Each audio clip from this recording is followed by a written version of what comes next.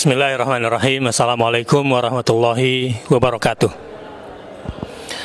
Alhamdulillah atas berkat rahmat Allah Subhanahu wa Ta'ala, Kongres Umat Islam Indonesia ke-6 yang diselenggarakan di Yogyakarta dari tanggal 8 sampai dengan 11 Februari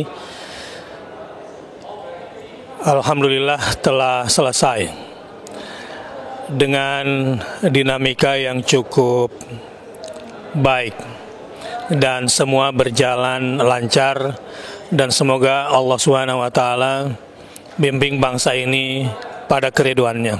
Kongres Umat Islam Indonesia sekarang ini adalah tantangan yang begitu berat jika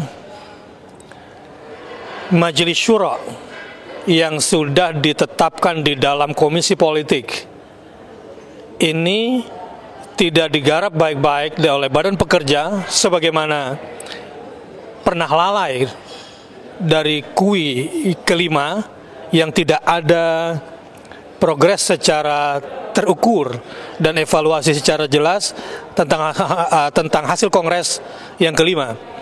Saya juga mengkhawatirkan, tetapi ini sekaligus menjadi tanggung jawab saya dan kita semua umat Islam, bagaimana menindaklanjuti hasil rekomendasi Kongres yang menekankan pada penguatan politik, ekonomi, dan sosial budaya Islam Indonesia. Alhamdulillah sudah ada payung Majelis Syuro. Mudah-mudahan ini bisa menjadi payung umat, dan semoga ada badan pekerja yang sungguh-sungguh bekerja bukan untuk kepentingan kelompok, bukan untuk kepentingan cari proyek, bukan kepentingan jabatan, bukan untuk kepentingan dunia, tapi wala tamutunna illa wa antum muslimun. Bekerja untuk umat Islam dan mati untuk Islam. Gairah hasil kongres ini akan bisa terlaksana jika orang yang bekerja untuk Islam ini tidak hanya sebatas wala tamutunna illa wa antum muslimun. Janganlah kamu mati kecuali kamu sebagai seorang muslim. Kalau hanya mati sebagai muslim sebagai pribadi, ya terlalu egois. Tapi mati untuk Islam, mati untuk umat Islam, itu saya kira yang harus dilakukan oleh setiap khatib. Untuk jamaah, oke, dia bisa mati sebagai seorang muslim sudah bagus, tapi sebagai khatib dia harus mati untuk umat Islam. Mental seperti ini yang bisa membawa aspirasi kongres. Mental seperti itu yang harus dimiliki oleh badan pekerja kongres. Di tengah dinamika keterpecah belahan umat, hampir mustahil memang secara logika menyatukan umat yang terpecah ini. Tapi kalau bukan karena energi, tidak bersatu memang bahaya, tapi lebih bahaya lagi kalau putus asa bersatu. Kalau tokohnya sudah putus asa untuk mempersatukan umatnya. Ini tekanan yang ingin saya sampaikan jika Majelis Syuro Umat Islam ingin bergerak dan menghasilkan hal-hal yang memiliki ruh di dalamnya dan mendatangkan pertolongan Allah dan mengakibatkan keberkahan dalam kinerjanya. Menyongsong kongres selanjutnya, mudah-mudahan umat Islam tidak mulai dari awal lagi. Mudah-mudahan kongres yang sekarang ini betul-betul nanti dievaluasi pada tahun 2019. Dan saya berharap mudah-mudahan kongres berikutnya dilakukan sebelum pemilu,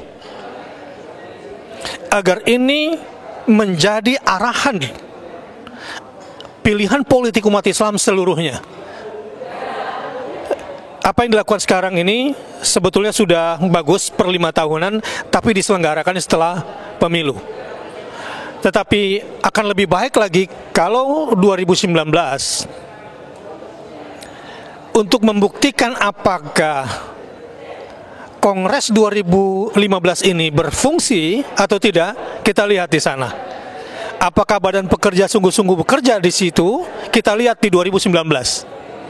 Jika Kongres 2019 dilaksanakan sebelum pemilu, kita lihat energinya di situ, dan di situ real pertarungannya, dan semua akan menjadi jelas. siapa yang ingin bersatu dan siapa yang memang menginginkan berjalan sendiri. Ini sedikit catatan saya dari Kongres Umat Islam Indonesia 2015 di Yogyakarta. Saya berdoa mudah-mudahan Allah Subhanahu wa taala memberkahi dan meridhoi perjalanan umat dan bangsa ini sehingga betul-betul Nusantara tampil ke dunia. Dan ini giliran Muslim Nusantara yang belum pernah bangkit di dunia untuk bangkit. Romawi sudah, Persia sebelumnya, Yunani juga sudah. Kapan Melayu? Kongres ini akan menghasilkan sesuatu yang sangat bernyawa. Di tengah keterpurukan umat Islam di seluruh dunia ini, harusnya Indonesia yang dianugerahi kedamaian, dianugerahi sebuah kekuatan, tampil ke dunia untuk membuktikan sejarahnya bahwa memang Muslim Melayu pernah ada di muka bumi ini dan pernah memimpin dunia. Yang juga menjadi catatan sungguh sangat menyedihkan adalah ketidakhadiran mayoritas partai-partai Islam ketika diundang di kongres ini. Dan kami peserta kongres tidak mendapatkan konfirmasi. Jangankan secara syar'i kami bisa menerima, bahkan secara etika pun kami tidak bisa menerimanya. Ini tentu sebuah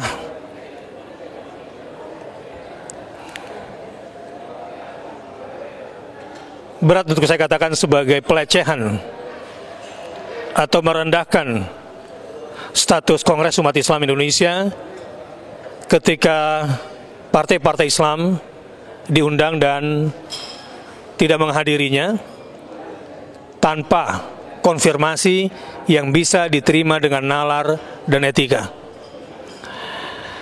Ini semakin memperkuat dugaan saya ketika berusaha untuk mengkomunikasikan suara konstituen Muslim kepada seluruh partai Islam pra-Pileg 2014 kemarin, yang memang dengan izin Allah hati mereka tidak disatukan, dan dengan izin Allah juga kemudian mereka terpecah, dan kesatuan mereka pun merupakan sebuah